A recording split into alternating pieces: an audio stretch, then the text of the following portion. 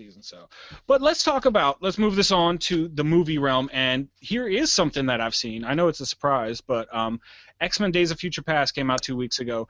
It has actually already hit 500 million domestic and international, becoming the #1 X-Men movie of the franchise, grossing already, and it's still running strong. And I gotta say that this movie was amazing.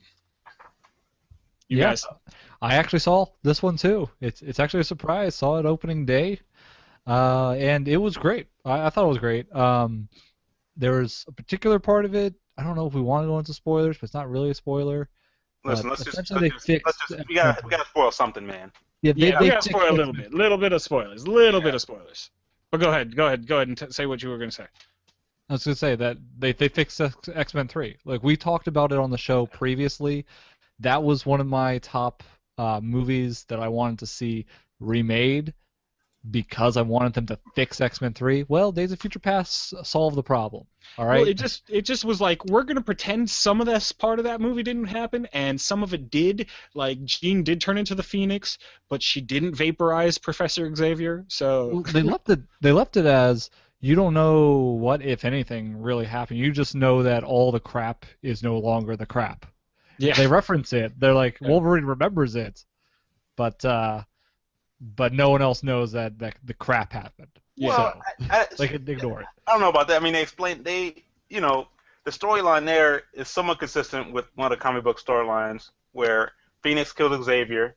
At the end of X3: The Last Stand, they allude to the fact that Xavier's consciousness still existed, as they did in the comics. And in the comics, they eventually reveal that Xavier's consciousness found the comatose body of his twin brother, which then over a period of years became not a paraplegic comatose victim and regained some of his consciousness through there, and et cetera, et cetera. So it's, they didn't explain that at all in the movies. Yeah. But I'm led to believe that was the rationale, because otherwise it would just be a huge, huge plot hole. And the fact that they acknowledged that the other movies were part of this movie series, it means that I think they're going to fill in those gaps at some point.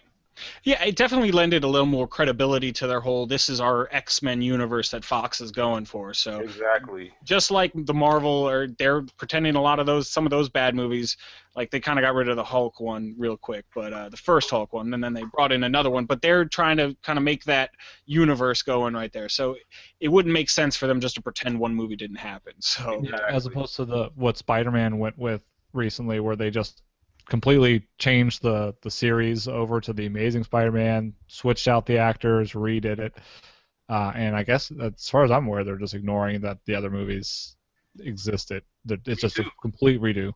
Me too.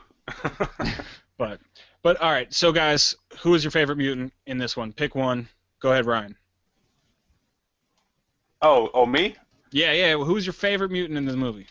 Put him on the spot. Yeah, that's how I roll. In this particular movie, I would have to say, I don't know. I really liked, I don't know. I really liked Iceman for some reason in this one. He did turn all the way. He went full ice. He went full ice. Yeah, and his head came off at one point. I thought that was pretty cool. Iceman was pretty beast at the beginning, and at several points during the movie, Iceman is murdered.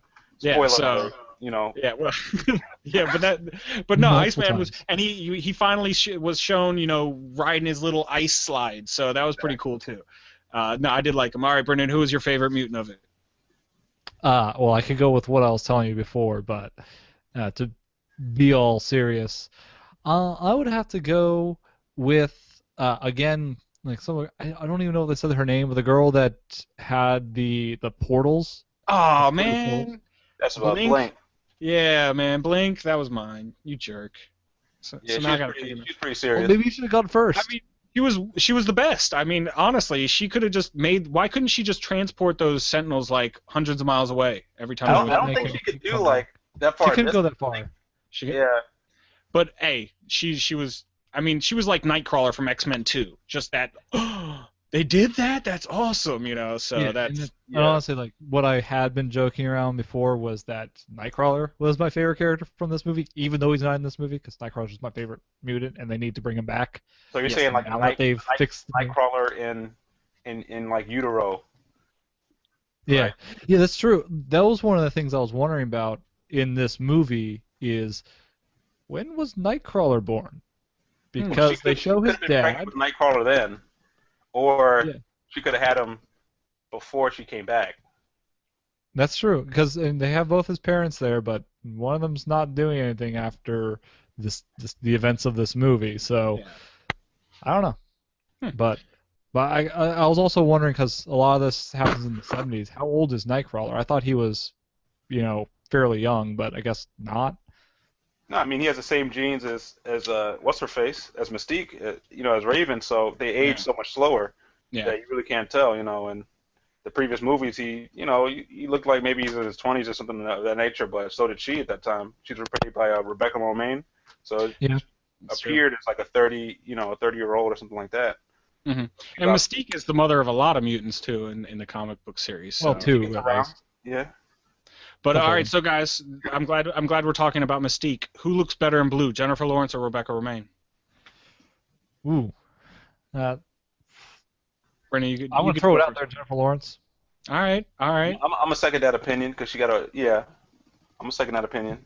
Now, I think Jennifer Lawrence is a more beautiful girl, like outside of the blue. But I'm sorry, guys, I gotta disagree. I think Rebecca Romaine looked just way better. She was a little more sleeker, and the blue just fit her better. Is she a car? You said she's sleeker?